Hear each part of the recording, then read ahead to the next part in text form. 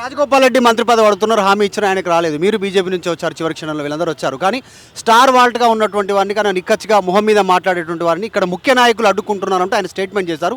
మీరు కూడా star Walt తెలంగాణలో గుర్తుపట్టినటువంటి ప్లేస్ లేదు, ప్రజలు లేరు మిమ్మల్ని చిన్న నుంచి పెద్ద వరకు. సో అట్లా ఏమైనా ఇబ్బందికర పరిస్థితి అడ్డుకునే ప్రయత్నం ఏమైనా జరుగుతుందా విజయశాంతిని పెద్ద పొజిషన్లోకి వెళ్లకుండా? అడ్డుకోవడం అని కాదండి, నేనేమంటానంటే హైకమాండ్ నిర్ణయం తీసుకోవాలి. ఎందుకంటే మహిళలు అన్నది చాలా తక్కువగా ఉన్నారు, ఇద్దరు మంత్రులే ఉన్నారు. సో మిగతా మహిళలకు కూడా ప్రాధాన్యత ఇస్తే బాగుంటుంది.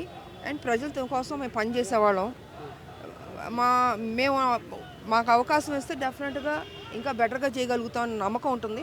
సో ప్రజలు కూడా అదే కోరుకుంటున్నారు. సో లెట్స్ సీ అండి, హైకమాండ్ అది వాళ్ళు ఆలోచించుకోవాలి కదా, ఆలోచించి మంచి నిర్ణయం తీసుకుంటే బాగుంటుంది. ఎందుకంటే ఇప్పుడు బీసీల మీద మనం కొట్లాడుతున్నాం, 42% బీసీ రిజర్వేషన్ కొట్లాడుతున్నాం కాబట్టి. సో బీసీ మహిళలకి ప్రాధాన్యత ఇస్తే బీసీ ప్రజల కోసం కొట్లాడే వాళ్ళు ఉంటారు, వాళ్ళ కోసం పనిచేసే వాళ్ళు ఉంటారని ఒక మంచి మెసేజ్ వెళ్తుంది. అది హైకమాండ్ నిర్ణయం తీసుకోవాలి. అడ్డుపడుతున్నారన్నది వాళ్ళు ఆ పని నాకు తెలీదు, బట్ అడ్డుపడ్డం అన్నది కరెక్ట్ కాదు. అలాగ చేయకుండా బ్రాడ్ మైండ్గా మంచి మనసుతో ఆలోచించి మహిళలకి పెద్ద పీట వేయాలి అన్నది ఆలోచనలోకి వస్తే బాగుంటుంది అన్నది నా అభిప్రాయం. కర్తవ్యంలో మహిళా ఆఫీసర్గా పోలీస్ అధికారులు చాలామందికి మీరు ఇన్స్పైర్ ఉన్నారు. చాలామంది ఈరోజు పోలీస్ అధికారులు ఎంతోమంది ఉన్నారు, కొంతమంది ఇన్స్పైర్ అయినటువంటి వాళ్ళు. కీలక శాఖలు home ministry, education, municipal administration 3 ఖాళీలు ఉన్నాయి, 3 మంత్రులు అవసరం ఉంది. సో అట్లా హోమ్ మినిస్టర్గా మీ పేరు కూడా వినిపించింది రాజగోపాల్ రెడ్డితో పాటు. అట్లా ఏమనిపిస్తుంది అట్లా వినిపించినప్పుడు మీకు ఎట్లా అనిపిస్తుంది? కాదండి, ముందు మంత్రి ఇవ్వాలి అన్న దానికి ఒక నిర్ణయానికి రావాలి, బీసీ మహిళకి కాబట్టి ఇవ్వాలి అన్నది. ఇంకా శాఖలు అంటారా, అది టోటల్గా ఏదైనా హైకమాండ్ చేతుల్లో ఉంది, వారు డిసైడ్ చేయాలి. అండ్ ఇక్కడ ఉన్న మా మంత్రులు కావచ్చు, ముఖ్యమంత్రి గారు కావచ్చు, అందరూ కొంచెం పాజిటివ్గా ఉన్నారని నేను అనుకుంటున్నాను.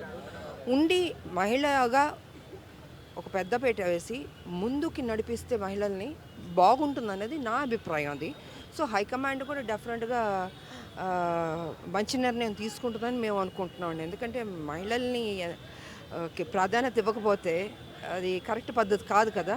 కొట్లాడేవాళ్ళు, ప్రజల పక్కన ఉండేవాళ్ళు, తెలంగాణ ఉద్యమాల్లో పనిచేసిన మహిళలకి సో న్యాచురల్గా డెఫినెట్గా ఇంపార్టెన్స్ ఇవ్వాలి. అది లెట్స్ వెయిట్ అండ్ సీ. చివరగా మేడం విజయశాంతి గారు, ముఖ్యమంత్రి రేవంత్ రెడ్డితో మీకు ఎలాంటి విభేదాలు లేవు, ఎలాంటి ఇబ్బందులు ఏం లేవు, ఎలా పరిస్థితి? నాకేం లేదండి, నేను ఎవరితో నాకేమి ఇబ్బందులు లేదు, గొడవలు లేదు.